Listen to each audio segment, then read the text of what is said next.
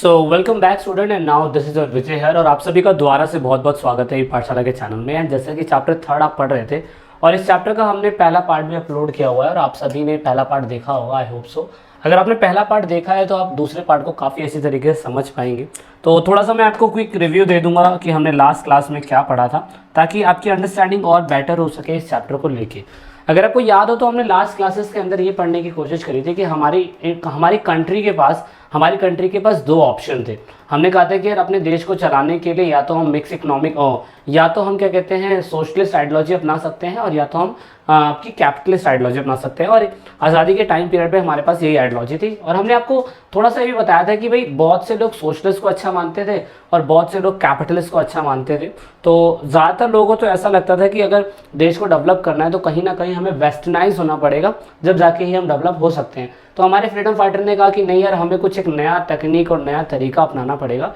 जैसे क्या कहते हैं, हम लोग अपना पैसा स्टेट पे या सेंट्रल पे कैसा खर्च करेंगे, हम उस पर फोकस करने की कोशिश करेंगे। So in the last class we have discuss about this. और उसके बाद फिर हमने 5 ईयर प्लान बनाने की शुरुआत करी और 5 ईयर प्लान हमने कैसे नीति आयोग योजना आयोग यानी कि प्लानिंग कमीशन बनाया। प्लानिंग कमीशन बनाने के बाद हमने इसको प्रधानमंत्री जी को हमने इसका हेड रखा एंड देन नरेंद्र मोदी के टाइम पीरियड पे इसको नीति आयोग कर दिया गया। और नरेंद्र मोदी की गवर्नमेंट के द्वारा ही यही कहा गया कि हमेशा पीएम के पास पावर होगी कि वाइस चेयरमैन चुनने की। तो right now at present time MCQ type questions आ रहे हैं आपके लिए, तो ये राजीव कुमार जी नाम आपको याद रखना जरूरी हो सकता है। सरकार के पास जो भी पैसा होता है 5 ईयर प्लान के अकॉर्डिंग सरकार को खर्च करना होता है। और ये चीज़ भी हमने अपने कॉन्स्टिट्यूशन से अंदर यूएसएसआर के कॉन्स्टिट्यूशन से ली थी। यूएसएसआर के कॉन्स्टिट्यूशन से हमने 5A फंडामेंटल क्या कहते हैं ड्यूटी भी लिया था। So you need to also remember this. कई बार एग्जामिनर यहाँ से भी क्वेश्चन पूछ लेता है तो वहाँ बच्चों को थोड़ी सी दिक्कत हो जाती है कि यार ये क्या पूछ रहा है क्वेश्चन, है ना। तो टॉपिक से बाहर नहीं है लेकिन आपको थोड़ा सा रिलेट करना होगा। अब यहाँ पे हमने देखा था कि गवर्नमेंट अपना पैसा दो तरीकों से खर्च करने की कोशिश करती है। एक होता है नॉन प्लान एक्सपेंडिचर में वो पैसा खर्च होता है जहाँ तक हमें सरकार को पता होता है कि डेली रूटीन के बिहार पे ऐसे बहुत सारी चीज़ें हो सकती है जो नॉन प्लान पे भी खर्चा होगी। जैसे कि आप कह सकते हैं कि भूकंप आ गया, बाढ़ आ गई, सुनामी होगी, तो वहाँ खर्चा होता है। प्लान तो आपको पता ही है, सरकार इस पे खर्चा करती है। सो 5 ईयर प्लान में हमारी बुक के अंदर जो 5 ईयर प्लान बनाए गए हैं, बुक के अंदर जिस 5 ईयर प्लान के ऊपर जो चीज़ें डिस्कस करी गई है, I am going to discuss with this. और हम चैप्टर के सेकंड पार्ट के अंदर हम यही पढ़ने की कोशिश करेंगे। ओके, सो आई होप आप वीडियो एंड तक देखिएगा। अगर आप चैनल पे नए हैं तो चैनल को सब्सक्राइब जरूर करिएगा। आप हमारे साथ फेसबुक, इंस्टाग्राम, ट्विटर और टेलीग्राम में जुड़ सकते हैं। टेलीग्राम पे हम नोट्स देते रहते हैं, तो मैं चाहूँगा कि आप हमारे साथ वहाँ पे भी ज्वाइन हों। इंस्टाग्राम पे आप हमारे साथ ज्वाइन होंगे तो आपको पता है कि हम जो लेटेस्ट अपडेट होती है, कोई भी इंफॉर्मेशन होती है, वो हम शेयर करते रहते हैं। सो आई होप आप सभी ज्वाइन हो जाएंगे। तो अब मैं आपको स्टार्ट करने की शुरुआत करूँगा फर्स्ट 5 ईयर प्लान से। देखिए, आप सभी को पता है कि हमने 1950 के टाइम पीरियड तक लगभग हमने प्लानिंग कमीशन बना लिया था। प्लानिंग कमीशन के बाद मेन मकसद था कि 5 ईयर प्लान को एग्जीक्यूट करा जाए। तो पहला 5 ईयर प्लान आप देख सकते हैं 1951 से 56 के बीच में था। इस 5 ईयर प्लान को बनाने का मेन मकसद था कि एक स्लोली चलो रहे, मतलब धीरे धीरे विकास करना है। Because most of people are depending on agriculture and we don't have any kind of technology. So if you don't have any kind of technology, so you can notice that हमें agriculture पे ही focus रखना है। ये थोड़ा China से मिलता जुलता हो सकता है क्योंकि शुरुआती समय में चाइना ने भी एग्रीकल्चर के ऊपर फोकस करा था। धीरे धीरे काम करेंगे या धीरे धीरे करो या धीरे धीरे चलो, कहने का मतलब ये है। इस थ्योरी का मेन कॉन्सेप्ट यही था कि पूरी तरीके से एग्रीकल्चर पे फोकस करा जाएगा। एग्रीकल्चर पे फोकस इसलिए करा जाएगा ताकि एक तो फूड के प्रोडक्शन को बढ़ावा मिल सके, एम्प्लॉयमेंट जनरेट हो सके और थोड़े बहुत विकास के काम हो सके। पर कैपिटा इनकम पे जो फोकस करने वाला सीन है थोड़ा उस पर फोकस हो सके। सो दैट इज वाई हमने इसको नाम दिया कि धीरे धीरे चलो। 5 ईयर प्लान हमारे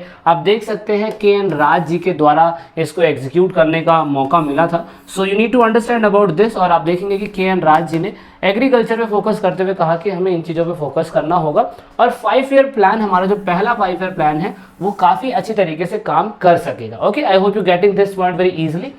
अब क्योंकि क्या कहते हैं इसको चलाने के लिए, एग्रीकल्चर के लिए आप देखेंगे कि बहुत सारी चीज़ों की ज़रूरत पड़ती है, स्पेशल पानी की। तो पानी के इरिगेशन फैसिलिटीज़ को बढ़ाने के लिए सरकार ने उस टाइम पे बड़े बड़े डैम जो है वो बनाए। तो आप जानेंगे कि उन्होंने डैम बनाने का मेन मकसद ये था कि एक तो वो डेवलपमेंट कर सके और हैबिटेट ऑफ सेविंग, मतलब बचत की आदत को फोकस करवा सके लोगों के लिए। इसलिए पहली 5 ईयर प्लान की शुरुआती अगर कहे तो बचत उतनी उम्मीद नहीं थी, मतलब इतना फोकस नहीं हो पाया सरकार का कि उन्होंने इतना पैसा खर्च करा हो, ये सॉरी इतना पैसा बचाया हो, क्योंकि मेन था कि अगर हम डैम्स बनाएंगे, और याद रखिएगा भाखड़ा नालंदा डैम बहुत फेमस है। भाखड़ा नालंदा डैम आप देख सकते हैं हिमाचल प्रदेश के अंदर ये भाखड़ा डैम है। अच्छा, मैं ये चाहूँगा कि आपको ये भी पता होना चाहिए कि हीराकुंड डैम कहाँ पे है। ये हीराकुंड डैम कहाँ पे है, कमेंट जरूर करिएगा मुझे।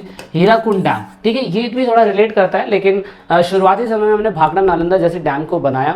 हमारा मेन मकसद था कि इरिगेशन की फैसिलिटीज़ को बढ़ा देना, थोड़ा बहुत एम्प्लॉयमेंट जनरेट कर देना, और डेवलपमेंट तो ले जाना ही है, लेकिन उससे जो फ़ायदा होगा वो उससे हमारा पर कैपिटा इनकम बढ़ पाएगा। लेकिन ये कहा जा सकता है कि शुरुआती दशकों के अंदर जब से शुरुआत हुई थी तो वहाँ इतना प्रॉफिट नहीं हो पाया, लेकिन 1960 के दशक से लेकर 1960 के शुरुआती सालों तक बचत की मात्रा लगातार कमी रही। लेकिन उसके बाद मैं कह सकता हूं कि धीरे धीरे करते हमने इसमें अपना इम्प्रूवमेंट करा।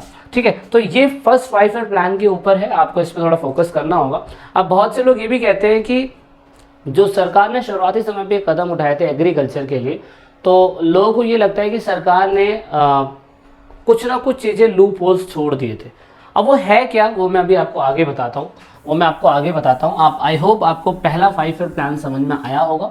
मुख्य परियोजनाएं में भाखड़ा नालंदा डैम थे जो हिमाचल प्रदेश में बनाया गया था, जिसका मेन मकसद था कि जहाँ पे इरिगेशन हो रही है और जहाँ पे क्या कहते हैं लोगों को वो मिल रहा है फैसिलिटी, स्पेशली एग्रीकल्चर के लिए, तो आप नोटिस करेंगे कि एग्रीकल्चर के लिए पानी चाहिए और पानी के लिए ऐसे ऐसे डैम बनाए गए थे। So next we must understand about this version. ये पेपर में MCQ का जरूर आने वाला है। PC महालनोबिस, अब देख सकते हैं प्रशांत चंद्रा महालनोबिस इनका नाम है। PC महालनोबिस आप देख सकते हैं अंतर्राष्ट्रीय स्तर पर बहुत बड़े वैज्ञानिक हैं, सांख्यिकी वेदा है बहुत अच्छी तरीके से, और हमारी इंडिया के अंदर तो इन्होंने बहुत अच्छा रोल करा है, क्योंकि दूसरी 5 ईयर प्लान के ये मैं कह सकता हूँ संस्थापक माने जाते हैं। अब यहाँ पे 1956 से 61 तक सेकेंड 5 ईयर प्लान चलाया गया। इस सेकेंड 5 ईयर प्लान का मतलब था क्विक ट्रांसफॉर्मेशन, क्योंकि हमने पहला तो क्या कहते हैं एग्रीकल्चर पे फोकस कर लिया, लेकिन हमने ये सोचा कि यार एग्रीकल्चर पे फोकस करने के साथ साथ हमें इंडस्ट्रीज को भी बढ़ावा देना चाहिए। क्योंकि शुरुआती समय में अगर आप देखें तो अंग्रेजों के टाइम पीरियड की मैं अगर आपको बताऊं तो अंग्रेजों के टाइम पीरियड पे हमारे पास हैंडीक्राफ्ट था, मतलब शिल्प कार्य था, और वो आपने इकोनॉमिक के अंदर हमने वीडियो बनाई थी तो उसमें आपको बताया था। तो कैसे क्या कहते हैं जो यूके के लोग थे, ब्रिटिशर्स थे, उन्होंने किस तरीके से हमारी इंडियन मार्केट को ख़त्म करा था। उसके बाद उन्होंने हमारे इंडिया के अंदर फिर फाइनली टी, कॉटन और थोड़ा बहुत पटसन, जूट ये सब बोलते हैं जो, उसके बाद सीमेंट की फैक्ट्रियाँ थोड़ी बहुत ये लेके आए, लेकिन कोर फैक्ट्रियाँ हमारे पास नहीं थी। जैसे कि आयरन स्टील इंडस्ट्री बोल दूँ मैं, है ना, कोल इंडस्ट्री बोल दूँ मैं, जिसमें बहुत बड़ी लेवल पे प्रॉफिट जनरेट किया जा सकता है, वो हमारे पास नहीं थी। सो दैट इज़ वाई हम कह सकते हैं कि हम विकास तो कर पा रहे हैं, लेकिन विकास से कई कोसों दूर थे। So that is why second 5 year plan के अंदर 56 से 51 के बीच में क्विक ट्रांसफॉर्मेशन यानी कि त्वरित परिवर्तन की तरफ फोकस करा गया। और PC महालनोबिस ने ये कहा था कि जैसे फर्स्ट 5 ईयर प्लान में हमने धीरे धीरे चलने की कोशिश करी थी, ऐसे ही हमें यहाँ पे क्विक ट्रांसफॉर्मेशन करना पड़ेगा और बहुत सारी इंडस्ट्रीज का निर्माण करना पड़ेगा। यानी कि इसका मेन कॉन्सेंट्रेट क्या था, मेन कॉन्सेंट्रेट था इंडस्ट्रीज को बनाना, बड़े बड़े प्रोजेक्ट्स को बनाना। तो आयरन एंड स्टील कंपनी की शुरुआत अगर मैं कहूँ तो यहाँ से कहीं ना कहीं इसका इनिशिएट देखा जा सकता है। हालांकि इसकी शुरुआत अंग्रेजों ने कर तो दी थी, लेकिन अंग्रेजों ने सिर्फ वही इंडस्ट्रीज लगाई थी जहाँ पे उनका प्रॉफिट जनरेट हो सकता था, ना ही कि हमारी इंडिया का डेवलपमेंट हो सकता था। तो उन्होंने वही इंडस्ट्रीज लगाई, जैसे कि कॉटन अपनी कंट्री से ले लिया, अपने किसानों से ले लिया, उसको अच्छी तरीके से मैन्युफैक्चरिंग करने के बाद उसका कपड़ा बनाया जाता था, फाइन क्लोथ्स बनाए जाते थे, देन उसे मार्केट में ही बेच दिया जाता था। तो ऐसी इंडस्ट्रीज बनाई गई, तो इस पर अपने फोकस करना है। अब यहाँ पे मेजर प्रोजेक्ट जो थे, अब हमने क्या करा, सुनिए ध्यान से सुनिएगा। मैंने अभी कहा आपको कि अंग्रेजों के टाइम पीरियड में बहुत सारी इंडस्ट्रीज थी जो क्या कहते हैं हमारी कंट्री में थी, लेकिन आज़ादी के बाद तो आपको पता है कि हमारे पास वो इंडस्ट्री हमारी हो जाएगी। लेकिन अपने देश को डेवलप्ड करने के लिए उस टाइम पीरियड पे भी तो कहीं ना कहीं बिजनेस बाहर की कंट्री से होता होगा, बिल्कुल ऑफ कोर्स होता होगा, लेकिन अपनी कंट्री की इंडस्ट्रियलाइजेशन को बढ़ाने के लिए हमने क्या करा, बाहर के जो उद्योग थे, बाहर के जो बिजनेस थे, उन बिजनेस पे पूरी तरीके से रोक लगा दी। कैसे रोक लगा दी, हमने कहा भाई हम क्या कहते हैं सब्सटेंशियल टैरिफ इंपोर्ट करेंगे, मतलब क्या कहते हैं यहाँ पे पर्याप्त शुल्क लगाया जाएगा। मतलब कोई बाहर की फैक्ट्री है, कोई बाहर की फैक्ट्री है और वो फैक्ट्री हमें कुछ बेचना चाहती है, तो आप यकीन माने हमने उनको कहा कि भाई आपको टैक्स जो है वो ज़्यादा मात्रा में देना होगा। तो टैक्स अगर आपको ज़्यादा मात्रा में देना होगा तो आप नोटिस करेंगे कि यहाँ से हमारा जो पब्लिक सेक्टर था उसमें बूम आएगा, है ना। Started major industries in public sector. और पब्लिक सेक्टर में बूम कैसे आएगा? पब्लिक सेक्टर में बूम इस तरीके से आएगा कि भाई जब बाहर की कंट्री से कोई सामान खरीदा जाएगा और उस पर टैक्स लगाया जाएगा ज़्यादा, तो बाहर की कंपनी अपना सामान इंडिया के अंदर बेचेगी नहीं, और यहाँ पे पब्लिक सेक्टर में जो सरकार के अंडर में इंडस्ट्रीज होगी उनको कहीं ना कहीं बूम मिलेगा। तो डेवलपमेंट, और हमें बस क्या करना पड़ेगा, हमें जो टेक्नोलॉजी है ना बस वो खरीदनी पड़ेगी। बिकॉज हमारा इंडिया इतना सक्षम नहीं हो चुका था यूरोप की कंट्री के कंपैरिजन में कि वो इतनी बड़ी टेक्नोलॉजी एकदम से अडॉप्ट कर पाए। क्योंकि आपको पता है कि जब हमारा देश 1947 के अंदर आज़ाद हुआ तो इससे पहले तो 1945 के अंदर सेकेंड वर्ल्ड वॉर लड़के भी बैठ चुके थे। तो आप उससे भी अंदाजा लगा सकते हैं कि कितने ज़्यादा पावरफुल ये लोग होंगे, है ना। तो इसलिए टेक्नोलॉजी के लिए हमें इन पर डिपेंड रहना पड़ता था। बाकी हमने कहा कि नहीं, पहले हम अपनी इंडस्ट्रीज़ के ऊपर ही फोकस करेंगे, अपनी पब्लिक इंडस्ट्रीज़ के ऊपर फोकस करेंगे, और उसके बाद फिर वही डिबेट आ गई। दोबारा से याद करिए जो मैंने कहा था कि 1944 के अंदर बॉम्बे प्लान हुआ था। बॉम्बे प्लान के अंदर ये फोकस करा गया था कि सरकार जो है कौन सी इंडस्ट्री सरकार के अंडर में होनी चाहिए, कौन सी इंडस्ट्री प्राइवेट लोगों के हाथों में होनी चाहिए, प्राइवेट लोगों के हाथों में होनी भी चाहिए तो कैसी टाइप की होनी चाहिए। अब यहाँ पे डिबेट आने लगा कि फिर तो अगर सारी चीज़ें सरकार के हाथों में आ जाएगी तो फिर तो चाइना नहीं बन जाएगा, ये रशिया नहीं बन जाएगा। क्योंकि यूएसएसआर की जो कम्युनिस्ट आइडियोलॉजी थी वो यही तो थी, एग्रीकल्चर, उसके बाद टेक्नोलॉजी और पूरी गवर्नमेंट, पूरा लैंड सब सरकार के अंडर में। और यहाँ पे भी धीरे धीरे यही सिकंजा ही कसता जा रहा है कि अगर पब्लिक सेक्टर में सारी की सारी इंडस्ट्रीज अगर सरकार के हाथ में रहेगी तो ये तो यूएसएसआर बन जाएगा। लेकिन नहीं, रुकिएगा, ऐसा नहीं हुआ। सरकार ने सेकंड 5 ईयर प्लान के तहत इंडियन की क्या कहते हैं टेरिटरीज को और अच्छा करने के लिए, इंडिया की इंडस्ट्रीज को और अच्छा करने के लिए बाइकआउट तो नहीं करा, मैं कह सकता हूँ जैसे आज के दिन में चाइना प्रोडक्ट का बाइकआउट हो रहा है, गो करोना ऐसे गो चाइना। लेकिन उस टाइम पीरियड पे हमने बस टैरिफ इम्पोज करनी शुरुआत कर दी, और उस हिसाब से आप देख सकते हैं in India was technical backward. ये तो आपको पता है, टेक्नोलॉजी बैकवर्ड तो भाई हम लोग हैं, और इसीलिए हमें क्या कहते हैं, it had to spend precious foreign exchange to buy technology from the global market. आप देख सकते हैं भाई हमें सिर्फ टेक्नोलॉजी की ज़रूरत चाहिए थी, हमें टेक्नोलॉजी हमारे पास नहीं थी। हमने कहा आप हमें टेक्नोलॉजी दे दीजिए। एग्जांपल के लिए मान लीजिए कि कोई न्यूक्लियर बम है, ठीक है, न्यूक्लियर अगर कोई बम है तो वो न्यूक्लियर बम बनाने का बस आप हमें फॉर्मूला बता दीजिए, आप फॉर्मूला बता दीजिए, बाकी अब अपनी कंट्री के अंदर तो हमारे पास सारा कुछ है ही, हम उसे खुद बना लेंगे। मतलब अगर आप आपसे हम बम खरीदेंगे तो आप तो बम हमें वो 10 करोड़ डॉलर या 10 करोड़ समथिंग या 1 मिलियन समथिंग में देंगे, और वही सेम फॉर्मूला अगर आप हमें बता दें तो सिंपल सी बात है, उस फॉर्मूले के तहत हम पूरी तरीके से खुद ही बना लेंगे। अपने देश में जो भी अवेलेबल होगा, साइंटिस्ट की कमी नहीं है। तो सेम ऐसा ही केस हमें कोरोना काल में भी देखा जा सकता है, ठीक है। तो आई होप आपको समझ में आ रहा होगा। लेकिन यहाँ पे first and second 5 year plan में अलग अलग सेक्टर में अलग अलग ग्रोथ या मैं कह सकता हूँ डिक्रीज या इंक्रीजमेंट हमें देखने को मिला है। तो भाई इस तरीके से आप देख सकते हैं कि फर्स्ट 5 ईयर प्लान और सेकंड 5 ईयर प्लान में एक तरीके का कॉम्पिटिशन है, एक कह रहा धीरे चलो, एक कह रहा तेज चलो। तो इसीलिए एग्रीकल्चर वर्सेस इंडस्ट्रीज हमें देखने को मिला।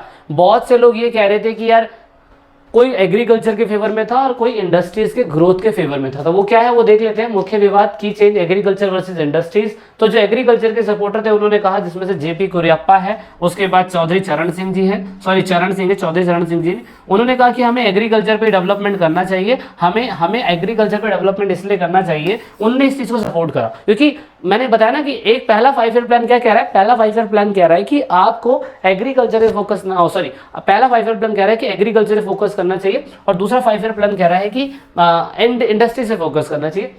इसलिए एग्रीकल्चर वर्सेस इंडस्ट्रीज, मतलब पूरी की पूरी कांग्रेस के अंदर 2 आइडियोलॉजी सामने है। तो जो कांग्रेस के कुछ लोग या बहुत बड़े अर्थशास्त्री या कुछ स्पेशल लोग कह रहे हैं कि हमें सिर्फ और सिर्फ शुरुआती समय में हमें एग्रीकल्चर पे ही फोकस करना चाहिए था। क्यों? क्योंकि उन्हें पता था कि यार बहुत से major Indians depend on agriculture source of income. 75% से भी ज़्यादा उस समय पे भारत के अंदर एग्रीकल्चर जैसे कामों के ऊपर डिपेंड हो रखे थे, और हम उन्हें नज़रअंदाज नहीं कर सकते, उनकी लेवलीहुड उनसे छीन नहीं सकते। इसलिए हमें स्टेबल एग्रीकल्चर की तरफ फोकस करना चाहिए था, और हमें उनकी फूड सिक्योरिटी के लिए फोकस करना चाहिए था, है ना। तो ये या मतलब ये लोग ये भी कह रहे थे कि अगर हमें डेवलपमेंट करना चाहिए इंडस्ट्रीज का, तो हमें एग्रीकल्चर की और चीज़ों को इंप्रूवमेंट करने के लिए करना चाहिए था, जिससे फसलों की पैदावार ज़्यादा होगी। फसलों की पैदावार ज़्यादा होगी तो सिंपल सी बात है फूड सिक्योरिटी देखी जा सकती है, तो वगैरह वगैरह चीज़ें हम देख सकते हैं कि चीज़ें हो रही थी, मतलब एग्रीकल्चर के बहुत लोग सपोर्ट में थे। अब यहाँ पे फिर दूसरी चीज़ आई थी इंडस्ट्रीज के ऊपर। तो इंडस्ट्रीज में पब्लिक वर्सेस प्राइवेट रहने का मतलब सारी चीज़ें सरकार के हाथ में होनी चाहिए, मतलब सारी इंडस्ट्रीज या प्राइवेट हाथों में भी जानी चाहिए। तो बहुत से लोग जो क्या कहते हैं कि अगर सरकारी हाथों में जाएगी फिर तो ये तो यूएसएसआर हो जाएगा, इसलिए सरकार ने कहा कि ठीक है हम मिक्स इकोनॉमिक अपनाएंगे। मिक्स इकोनॉमिक के अंदर हम लोग क्या करेंगे कि कुछ चीज़ें प्राइवेट हाथों में दी जाएगी और कुछ चीज़ें सरकारी हाथों में रखी जाएगी। तो इसीलिए आप देख सकते हैं निजी बनाम सार्वजनिक ये चल रहा था, और जो लोग प्राइवेट इंडस्ट्रीज का सपोर्ट कर रहे थे, जो लोग प्राइवेट इंडस्ट्री का सपोर्ट, देखो सरकारी इंडस्ट्री का तो कोई सपोर्ट करेगा ही नहीं, क्योंकि सरकारी इंडस्ट्री तो वैसे भी सरकार के हाथ में ही है ना। लेकिन जो लोग प्राइवेट को कह रहे थे, अब याद करिए वही वाली चीज आ गई जिसमें मैंने बताया था कि लेफ्टीज और राइटीज होते थे।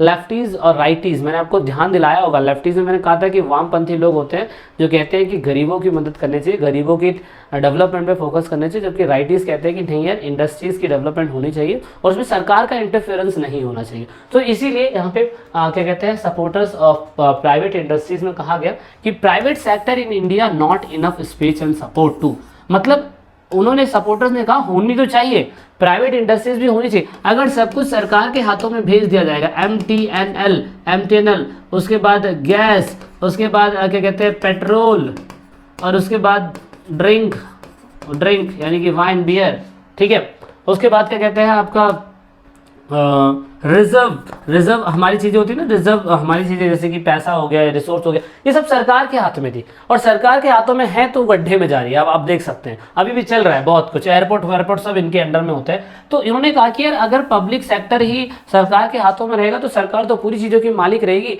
और बेचारे गरीब लोग गरीब होते जाएंगे, और फिर तो सरकार के खिलाफ कोई बोल भी नहीं सकता। ये सबसे बड़ा इशू है। इसीलिए लोगों ने कहा कि प्राइवेट इंडस्ट्रीज होना बहुत ज़्यादा ज़रूरी है, और प्राइवेट इंडस्ट्रीज अगर होगी तो देश में कहीं ना कहीं थोड़ा बहुत डेवलपमेंट देखा जा सकता है। सरकारी हाथ में अगर चला गया तो करप्शन बढ़ेगा, लेकिन प्राइवेट हाथों में जाएगा तो कुछ ना कुछ हो सकता है। लेकिन प्राइवेट सपोर्टर्स कह रहे थे कि इंडिया के अंदर उन्हें कोई स्पेशल क्या कहते हैं बेनिफिट हो नहीं पाता है, या प्राइवेट लोगों के लिए एक स्पेस नहीं है। अगर उनको मिल भी जाता है तो उनको सिर्फ और सिर्फ लाइसेंस बेस या परमिट बेस मिलता है, मतलब लाइसेंस लेना पड़ेगा। मतलब सपोज मान लीजिए if you want to open your wine shop, अगर आपको अपनी वाइन शॉप खोलनी है तो पूरी तरीके से सरकार की मोनोपोली इसके ऊपर होती है, सरकार ही सब कुछ चला सकती है। लेकिन अगर क्या कहते हैं आपको परमिट मिल जाता है तो ही आप इस वाइन शॉप को चला सकते हैं। सेम एज यूजुअल आप देख सकते हैं हमारे धीरू भाई अंबानी जी, उन्होंने एक जियो सिम चलाई। जियो इज ऑल्सो प्राइवेट सेक्टर, लेकिन यहाँ ये अगर जियो चल रहा है तो इंडिया के अंदर एक परमिट और लाइसेंस बेस्ड तरीके से ही चल पा रहा है। और मैं कह सकता हूँ कि इनको तो सपोर्ट इसलिए मिल रहा है क्योंकि आपको पता है कि बहुत फंडिंग करते रहते हैं मोदी जी को, है ना, तो इसीलिए सपोर्ट मिल रहा है यहाँ पे। और यहाँ पे सपोर्टर्स ऑफ पब्लिक सेक्टर में ये लोग यही कह रहे हैं कि सिर्फ और सिर्फ क्या किया हुआ है, restriction on foreign import decline the opportunity for Indian farms to compete with the multinational companies so the intensive to improve the Indian company. अब देखो उन्होंने ये कहा था कि शुरुआती समय के अंदर हम बाहर की कंट्री के जो भी सामान होंगे उन पर टैरिफ लगा देंगे, लेकिन उन्होंने कहा कि जब तक बाहर का सामान आएगा नहीं तो इंडियन मार्केट को कंपटीशन कैसे मिलेगा। मान लीजिए कि अभी क्या कहते हैं शुरुआती समय में जब हमारा इंडिया का बाहर से अगर मैं कट ऑफ कह सकूं तो कट ऑफ में अगर आप सिम की बात करें तो एयरटेल था, वोडाफोन था या आइडिया था, कुछ भी हो सकता है। आप नोटिस करेंगे इन सारी सिमों का सिम टैरिफ कितना ज़्यादा था। फिर वर्सेस में जियो ने कुछ चीज़ें ला के दी इंडिया को, जिससे क्या हुआ कि इंडिया के कस्टमर पूरी तरीके से जियो में कन्वर्ट हो गए। तो यहाँ से अगर इंडिया की मार्केट को कंपटीशन नहीं मिलेगा, मतलब अगर कोई सामान बंदा बाहर का आएगा वो सस्ता बेचेगा, जब ही तो जाके इंडिया का बंदा जो है सस्ता करेगा, नहीं तो फिर तो वो अपनी मोनोपोली करते रहेंगे प्राइवेट सेक्टर वाले भी। मतलब अगर प्राइवेट सेक्टर वालों ने बोला कि भाई मैं तो क्या कहते हैं मैं जियो सिम बेच रहा हूँ, उसका इतना रिचार्ज होता है और इतना ही आपको कराना पड़ेगा, वो 500 का बोलेगा तो 500 का कराना पड़ेगा। लेकिन जब तक दूसरी मार्केट नहीं आएंगे, दूसरे लोग नहीं आएंगे तो कंपटीशन कहाँ से पता चलेगा, है ना। तो इसीलिए एक तो ये भी है, दूसरा यहाँ पे inefficiency and the corruption in the public sector. उन्होंने कहा कि अगर सब कुछ सरकारों के हाथों में होगा तो पब्लिक सेक्टर के अंदर बहुत करप्शन देखने को मिलता है। करप्शन जैसे कि यहाँ पे आप देख सकते हो, स्टेट पूरी तरीके से इनएक्टिव रहती है, सरकार के हाथ में एजुकेशन है, सरकार के हाथ में हेल्थ है, सरकार पूरी तरीके से इसमें नाकामयाब साबित होती हुई दिखाई दे रही है। अब यहाँ पे प्रॉफिटेबल सेक्टर जो होते हैं उसमें सरकार का इंटरफेरेंस होता है, ये बिल्कुल गलत है। उसके बाद स्टेट जो है वो आज की डेट में भी इतना सब कुछ होने के बावजूद भी लोगों की सही तरीके से मदद नहीं कर पा रहा है, specially for middle class people. अब बहुत से लोग कहेंगे कि नहीं, लोग सरकार तो मदद कर रही है लोगों की, जैसे वो हॉस्पिटल में फ्री दवाइयाँ देती है, एजुकेशन में 6 से 14 साल के बच्चे को एजुकेशन दी जाती है ना, ये सारी चीज़ें तो लोग कहेंगे। लेकिन मैं आपको यही कह रहा हूँ कि जितने लेवल पे सरकार को करना चाहिए वो उतने लेवल पे नहीं कर रही है, समझ रहे हैं। तो इसीलिए मैं कह सकता हूँ करप्शन का एक देन है। इसकी वजह से बहुत आउटकम्स हुए, जैसे कि हमने रियलाइज करा कि तीसरा उद्देश्य हमारा होगा कि नहीं होगा पूरा। फिर हमने लैंड रिफॉर्म के ऊपर फोकस करा तो उसमें दिक्कतें आई थी। उसके बाद क्या कहते हैं, हम कह सकते हैं कि जमींदारों के हाथों से सत्ता छीन पाना वो भी बहुत मुश्किल वाली बात थी। और उसके बाद क्या कहते हैं, मैं कह सकता हूँ बिजनेस क्लास जो है उन्होंने भी स्पेशली अपने फायदे के लिए बहुत सारी बेनिफिशियरियाँ क्रिएट कर दी। अभी क्या है ये मैं अभी आपको आगे बताता हूँ।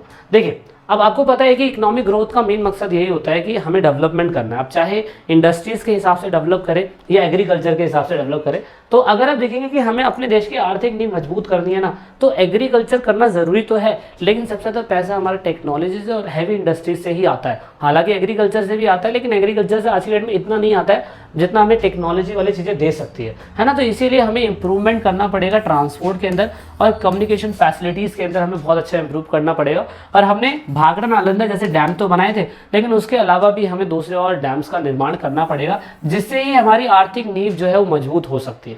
तो इसीलिए सबसे पहले हमने क्या करा, अबॉलिश ऑफ जमींदारी सिस्टम करा। मतलब हमने क्या करा कि पहले ज़मीन का बहुत बड़ा बड़ा पट्टा ये मान लीजिए किसी एक ज़मींदार का था, तो आज़ादी के बाद भी मोस्टली ज़मीनें इनके हाथों में होती थी, सरकार के हाथ में कोई ज़मीनें नहीं थी। सरकार ने अपने हाथों में ज़मीनें लेने के लिए अबॉलिश ऑफ ज़मींदारी सिस्टम करा।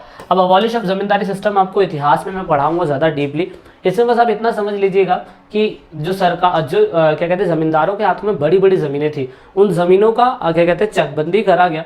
और चकबंदी करने के बाद उन ज़मीनों को पूरी तरीके से सिलेक्टेड हाथों में देने के बाद सरकार ने अपने अंडर में लिया, और इसे ही हमने ज़मींदारी प्रथा को खत्म करने का मेन मकसद बताया। और यहाँ पे फिर आप देख सकते हो realise land and land owners redistribution among the landless farmer. उसके बाद जब सारी ज़मीनें हमने ले ली तो हमने कुछ ज़मीनें लैंडलेस फार्मर्स को दे दी और कुछ ज़मीनें हमने अपने पास रखी। तो इससे लैंड ऑनर्स जो है उनकी भूमिका जो है वो खत्म हो गई और इम्प्रूवमेंट हुआ ज़मीन की क्वालिटी में। क्योंकि पहले जो एग्रीकल्चर होता था तो एग्रीकल्चर के लिए सरकार ने पॉलिसीज तो बना दी, लेकिन सरकार के पास खुद ही क्या कहते हैं ज़मीनें है नहीं, इतना फ़ायदा हो नहीं पाता था, है ना। अब लिमिटेशंस क्या थी इसकी, लिमिटेशंस ये थी, जो अपर लिमिट थी ना, वो क्या करते थे, होल्डिंग लैंड्स तो अपने पास रखते थे, लेकिन आप देखेंगे कि वो सारे के सारे लोग पूरी तरीके से ज़मीन का हिस्सा, कुछ ज़मीन का हिस्सा अपने कुत्ते के नाम, अपनी पत्नी के नाम, अपने छाले के नाम, फलाने के नाम कर देते थे, जिससे ज़मीनें जो थी ना वो कहीं ना कहीं धांधलेबाजी में सरकार पूरी तरीके से कैप्चर नहीं कर पाती थी। लेकिन हुआ, जितना हो सकता था उतना हुआ। तो ये ज़मींदारी प्रथा करने का मेन मकसद, ख़त्म करने का मेन मकसद ये था कि सरकार पूरी तरीके से ये कर सके कि पूरी तरीके से सरकार ज़मीनों को अपने अंडर में ले सकती थी। और जब ज़मीनों को अपने अंडर में ले सकती थी तो इन फ्यूचर वो फिर ज़मीन का और अच्छी तरीके से यूटिलाइज़ कर सकती थी, और यूटिलाइज़ करने के बाद वो फिर पूरी तरीके से नए नए पॉलिसीज़ को बना सकती थी। तो इसीलिए हमने ग्रीन रेवोल्यूशन लाए हम लोग। और ग्रीन रेवोल्यूशन जब सरकार के अंडर में बहुत सारी ज़मीनें आ गई तो हमने वैसे भी क्या कहते हैं डेवलपमेंट के ऊपर फोकस तो करा ही हुआ था, एग्रीकल्चर पे फोकस करा हुआ था। तो हमारे MS स्वामीनाथन ने क्या करा, पूरी तरीके से गवर्नमेंट ने ये कहा कि भाई हमें कहीं ना कहीं अब फसलों की पैदावार में बढ़ोतरी करनी पड़ेगी, क्योंकि हमने अबॉलिश ऑफ लैंड पॉलिसी कर दी है, ज़मींदारी प्रथा हमने खत्म कर दी है। तो हम पूरी तरीके से अब पूरी तरीके से एक सरकारी प्रस्ताव लाएंगे जिसमें एग्रीकल्चर को इंपॉर्टेंट दिया जाएगा, ठीक है। अब यहाँ पे एग्रीकल्चर को इंपॉर्टेंट दिया जाना है, ठीक है, एग्रीकल्चर को इंपॉर्टेंट दिया जाना है, तो वो क्या है वो समझ लेते हैं अब हम लोग। तो उसके बाद फिर सरकार ने पूरी तरीके से गवर्नमेंट की चीज़ों को अच्छा करने के लिए या ग्रीन रेवोल्यूशन को बढ़ाने के लिए क्या करा, SYV सीड्स लेके आए, फर्टिलाइज़र लेके आए, पेस्टिसाइड्स लेके आए, जिससे बहुत बड़ी ज़मीन पे अच्छा पैदावार हो सकता है। अब यहाँ पे मेन मकसद ये था कि बेटर इरिगेशन फैसिलिटीज़ के लिए सब्सिडीज़ दी जाएगी, और यहाँ पे वीट और जो प्राइस है एग्रीकल्चर प्रोड्यूस के उसको बढ़ाने के लिए किसान को काफ़ी ज़्यादा मदद करी जाएगी।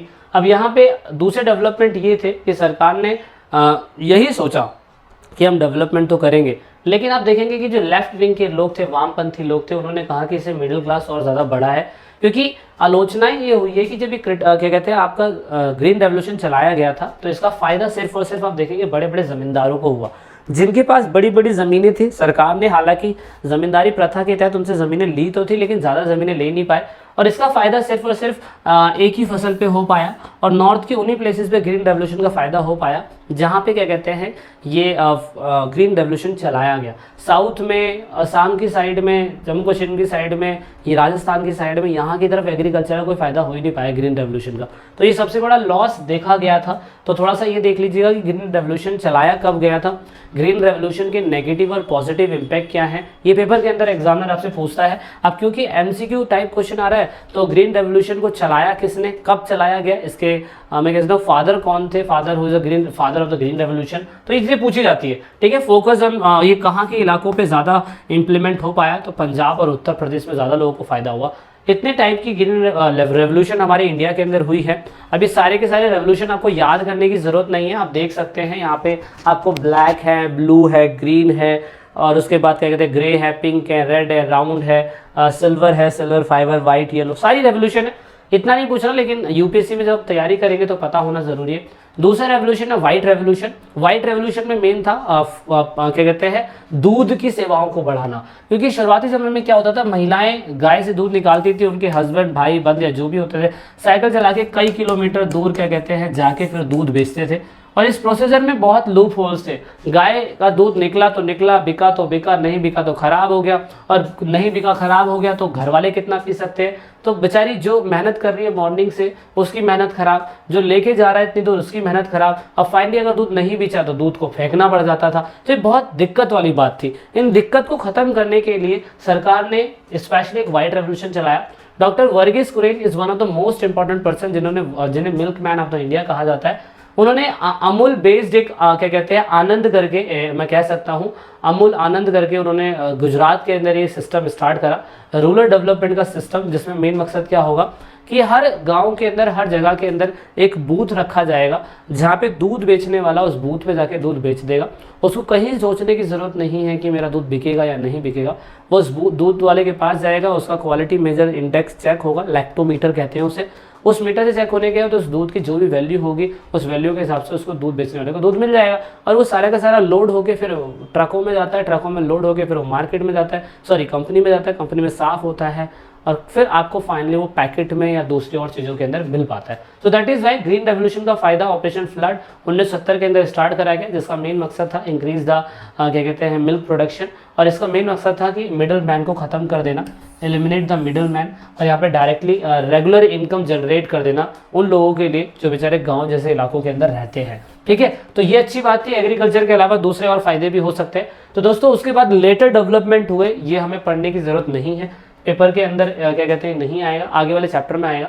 जैसे कि हमने निजी क्षेत्रों में प्रतिबंध लगाए, हमने नेशनलाइजेशन ऑफ प्राइवेट ये बैंक करा, ये भी आप पढ़ेंगे आगे जाके।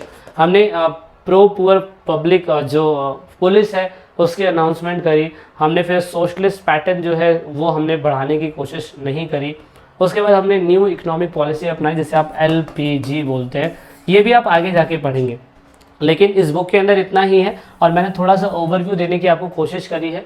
ये सारी चीज़ें आपने नहीं पढ़नी, ये सब आगे जाके हमें पढ़ने को मिलेगा। ठीक है, तो इतना ही आपने समझना है white revolution, green revolution, and I hope you got so much information about this.